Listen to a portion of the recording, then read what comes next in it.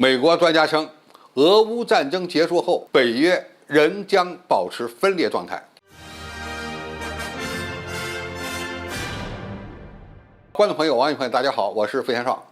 在很多人看来，正在进行的俄乌战争是北约东扩的结果，而这场战争将会极大地加强北约的凝聚力，甚至呢，未来还会向亚洲方向发展。但是真实情况可能并非如此。普京发动这场战争，让有些国家感到紧张，俄军表现不佳，也让有些国家看了放心，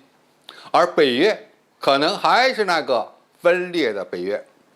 这仗就是打了个寂寞。近日，美国岩石上的战争网站发表了杰森·戴维森的文章，其文章标题是《俄乌战争与北约的未来》。作者认为，俄乌战争让北约的盟国已经派出部队增援北约的东翼，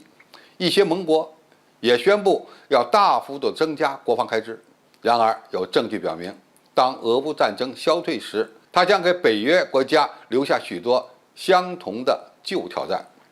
根本问题是，北约的30个成员国面临着不同的威胁，这些威胁往往是由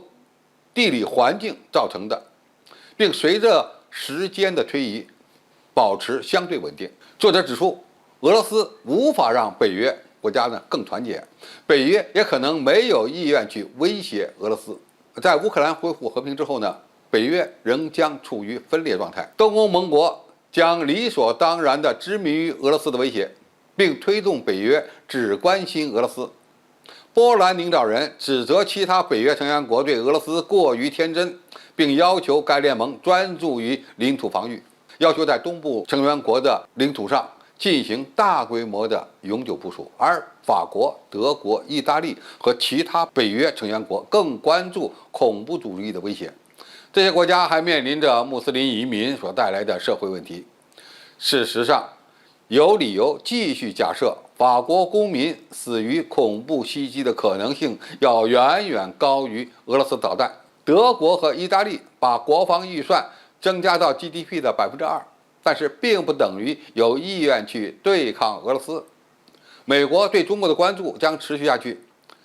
华盛顿呢也将努力让北约关注中国，但是北约多数成员国觉得中国只是一个贸易伙伴，而且这个贸易伙伴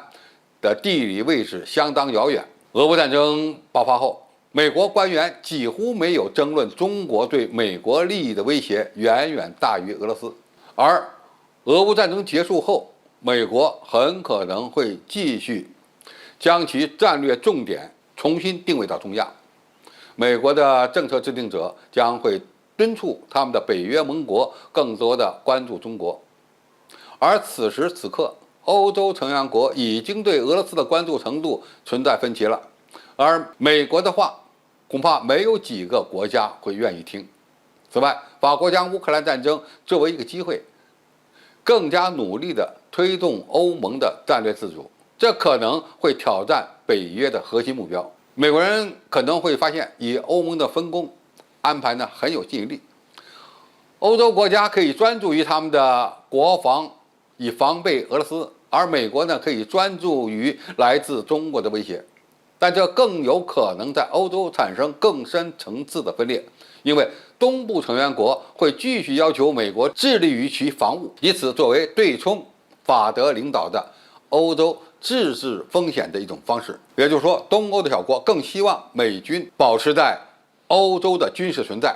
而不是提升法国和德国的军力。有理由预测，一旦乌克兰战争结束，西方对俄罗斯威胁的看法将会回落。首先，依赖俄罗斯石油和天然气的国家将有动力去淡化俄罗斯的威胁，直到他们能够找到可行的且负担得起的能源替代品。其次，在俄罗斯做生意的那些欧洲企业将迫使其政府降低地缘政治紧张局势的温度，以实现其利润最大化。第三，以普京政府有亲和力的欧洲民粹主义政党将会努力软化公众对俄罗斯的看法，并缩减官方的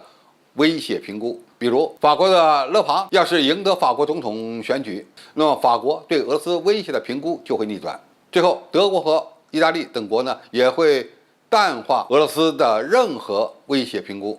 可能会恢复从俄罗斯进口天然气，甚至呢不愿意维持国防开支的增加。需要注意的另外一点是呢，俄罗斯在乌克兰的军事行动如果受挫，它也可能为这些试图淡化俄罗斯威胁的人提供重要的理由。俄罗斯军队已经暴露出自己没有能力展开大规模的地面攻势，这也意味着俄军再也没有办法在常规战争中真正的威胁到欧洲的安全了。这场悲惨的战争最终将结束。当它结束的时候，北约将面临着以战争开始时类似的挑战。马克龙对北约的评价非常贴切，脑死亡。即使普京无法让北约退让，但是呢，也不可能让北约变得更强大。俄罗斯还得面对原来的那个北约，乌克兰可能还会在加入不加入北约的问题上进行公民投票，或者是搞一系列的动作。俄罗斯呢，仍然会有不安全感。如果芬兰和瑞典加入北约，俄罗斯可能会感到更加紧张。这一切呢，都意味着俄罗斯如果在乌克兰无法用一场大的胜利来结束战争，那么这个仗就白打了。那么在这样的情况下，俄乌战争就有可能继续向后拖延，直到俄军达成自己的目标为止。那么这样一场战争对北约会造成什么样的影响呢？这恐怕是这些欧洲国家不得不深刻思考的问题之一。好，今天的评述就到这里，谢谢大家收看，我们下期再见。